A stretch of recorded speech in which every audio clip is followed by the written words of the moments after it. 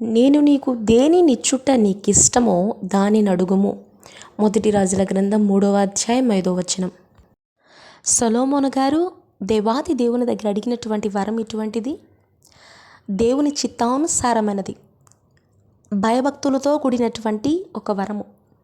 దేవుని దగ్గరే అడుగుతూ ఉన్నాడు, అయ్యా నీ ప్రజలను పరిపాలించడానికి తగినటువంటి జ్ఞానము నాకు లేదు, నాకు దయచేయవా అని అడిగినప్పుడు ప్రభువైనటువంటి యెహోవా దేవుడు జ్ఞానముతో పాటు ఆశీర్వాదమును కూడా దయచేశాడు. సొలొమోను గారు చేసినటువంటి విజ్ఞాపన దేవాతి దేవునికి కూడా చాలా ప్రీతికరంగా ఉండింది. కాబట్టే మరి జ్ఞానముతో పాటు ఆశీర్వాదమును ఆయన సంపాదించుకున్నాడు. మరి మీరు అడిగేటువంటి కార్యము ఎటువంటిదో ఒకసారి ఆలోచించండి. దేవుని చిత్తానుసారముగా దేవుని యందు భయభక్తులు కలిగి మనం విజ్ఞాపన చేస్తూ ఉన్నప్పుడు తప్పక దేవుడు మన ప్రార్థన ఆలకించి మనకు జవాబిస్తాడు. God bless you.